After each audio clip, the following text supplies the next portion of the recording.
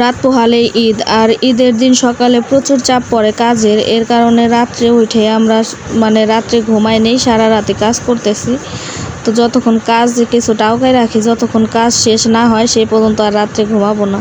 তো কেউ কেউ মেহেদি হাতে দিয়ে সেরে যে রাত পার করে, কেউ কেউই করে। তো আমি আর মেহেদি টেহেদি দিতে পারি নাই বাচ্চাদের জন্য।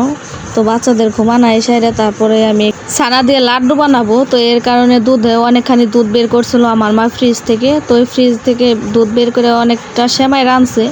তো দুধ বের করেছিল 5-6 কিলোর কম না। তো আমি ভাবলাম যে একটু ছানা বানাই লাড্ডু বানাই। তো ছানার মিষ্টি লাড্ডুগুলো আমার ছেলে খুব পছন্দ করে।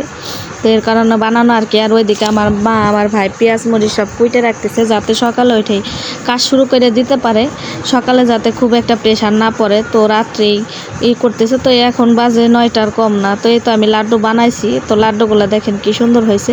এগুলো আমার ছেলে একটা একটা করে খাবে, চিনি দিয়ে এগুলো বানাইছি। তো অনেক মজা হয়েছে খাইতে। আর এই যে ফ্রিজে রাখা হইলো, রাত্রেই রাখা হইলো যাতে বাদ বাকি কাজগুলো সকালে করা যায়। তো এর কারণে রাত্রেই সব কিছু সাইরা রাখা হইলো আর কি, কাজটা আগে রাখা হইলো।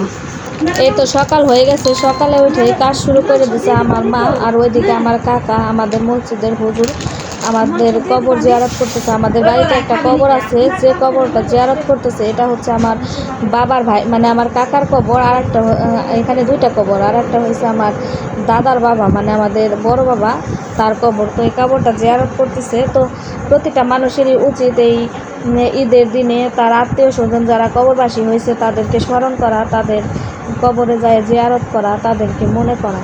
কারণ এটা একটা পবিত্র দিন, আর এই পবিত্র দিনে আমাদের সকলেরই উচিত তাদের জন্য দোয়া করা।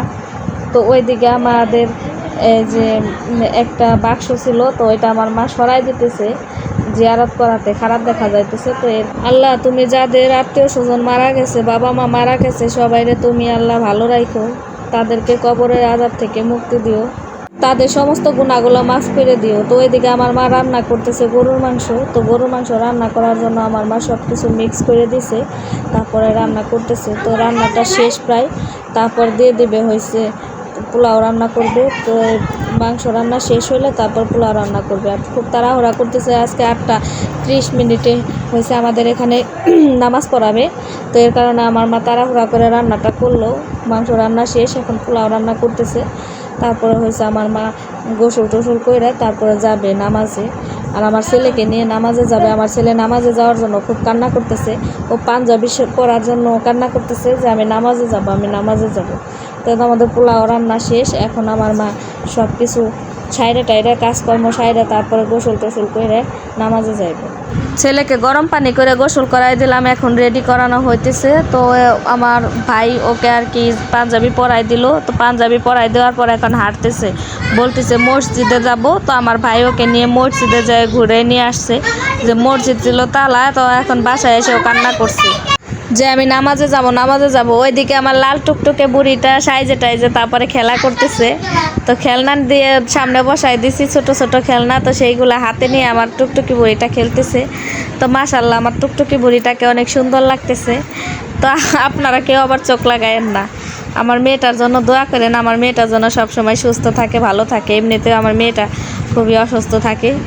তো আমার মেয়ে শুধু আজকে লাল জামা পরে নাই, পাশাপাশি সে একটা আকাশি কালারের একটা ড্রেস পরছিল। তো সেটা তো মাশাআল্লাহ তাকে অনেক ভালো লাগছিল, সে খুব খুশি।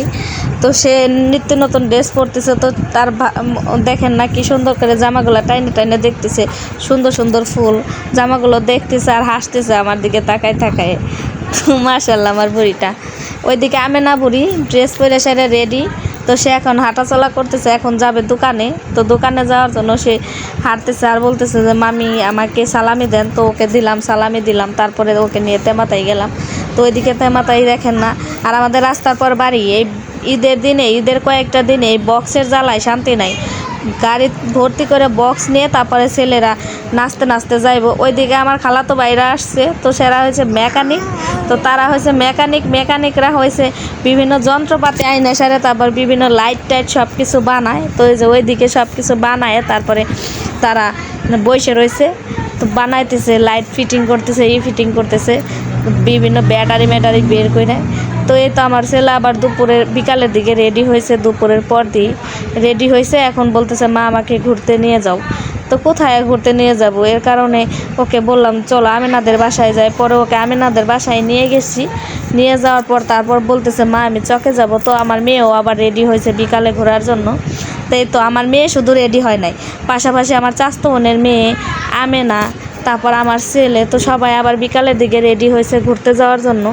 আর ফার্স্টে আমেনাদের বাসায় গেছি সবাই মিলে। তো আমেনাদের বাসায় যাওয়াতে সবাই মিলে খুব হুড়াহুড়ি করতেছে। তো আমার মেয়ে দেখেন না শুয়ে সারে কি সুন্দর খেলতেছে।